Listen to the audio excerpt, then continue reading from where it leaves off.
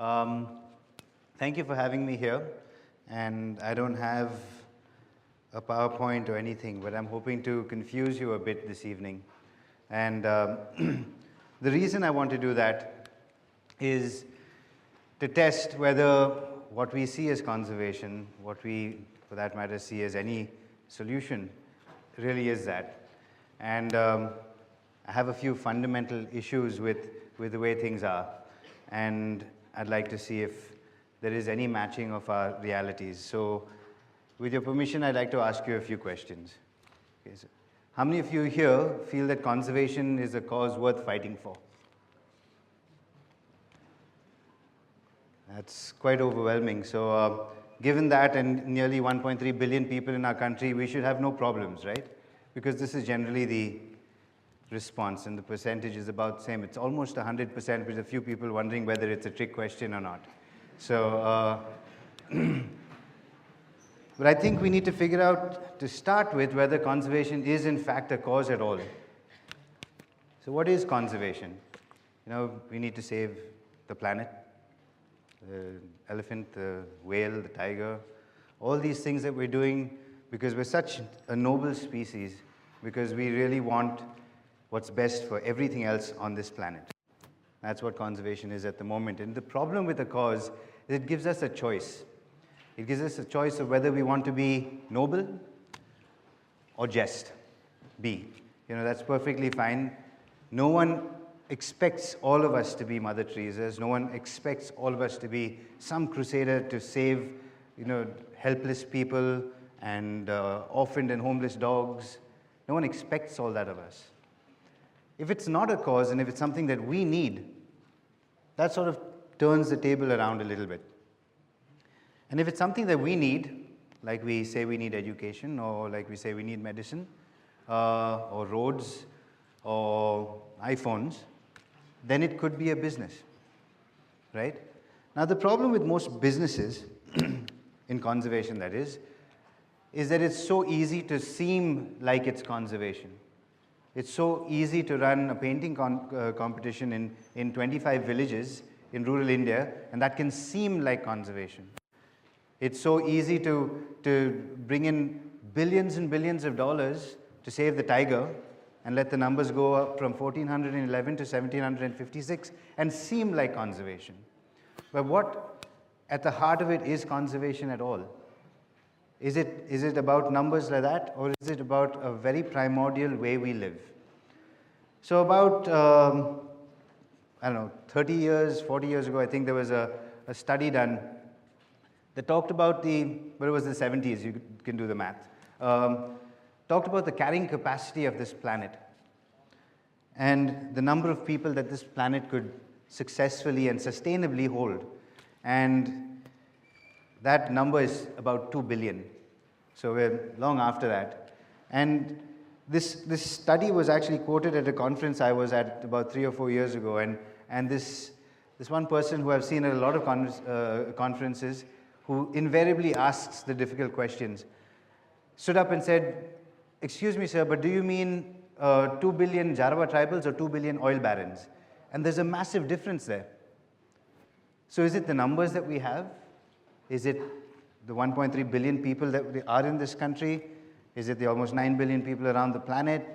Or is it how we live? If we talk about conservation, and everyone here is on Facebook, right? Anyone here not on Facebook? Thought so. It's usually the same unanimous thing as how many people believe conservation is a great cause. So on Facebook, if you look at who is seen as a conservationist and how easy it is to get that title, all you need to do is to go out for a safari and take a couple of pictures of a tiger and post them on Facebook, and you come back and people say, "Wow, that's really great. You are so in tune with nature. You must know so much about wildlife." It's true, right? You've been on safari. And this is what I don't understand. Nature enthusiasts, right? People who are enthusiastic about nature are actually very fundamentally different from people who are in tune with nature. And I'm using these as defined by Facebook, all right? Now, an enthusiast goes out burns carbon to get to a place, stays in a resort, goes for a safari, takes pictures, sometimes has an exhibition, puts up conservation messages all over the place, fights against poachers, all these kind of things. And he is a nature enthusiast, someone who's in tune with nature, walks around barefoot, spends his time plucking berries, maybe grows a few crops, but lives well within the means of the space and resources around him. That's the big difference. So since I mentioned poachers and our vehement fight against poaching, and we want to save these last few tigers that we have left because they're a national pride. These poachers are really, really bad people. They're awful, terrible, evil people. And this is true because every time I read articles that are up on any social network, or if it's out in the news or anything, it's said with glee about poachers being killed in gunfights. There's a point of rejoicement when, if that's a word, rejoicement when a poacher is killed, or when a family of tribals living in the forest is shifted, or an entire community is shifted out of the forest. We are happy about that. Two very, very intrinsic issues that I have with these are, the first, as far as tribals go, some of them are poachers by our definition of the word, okay? They have lived in these places for tens, well, let's just say thousands of years, all right? Or let's just say a few hundred even. In the few hundred years that we have destroyed every single natural thing around us, they have not. In the past 100 years that we have destroyed and killed all the tigers that we had around us, they have not. In the past 20 or 30 years that we don't have safe groundwater around us, they still have that. What do we do now? We go to them and say, you know what? You haven't done all these really bad things that we've done, but we own this land. This is something that they don't even understand the concept of owning the land most often. But we tell them, we own this land and hence we're going to shift you out. What are we going to do in return? We're going to give you a few lakhs of rupees, sometimes a half acre or an acre of land, and a little, very well set and perfectly copied house. Now go out, and that's it. All the places, all the things that they knew, all the skills, all the generations upon generations of wisdom, useless suddenly, because they're in a completely different world. They're in a different paradigm, without the skills, the scaffolding, or anything, and we call that rehabilitation.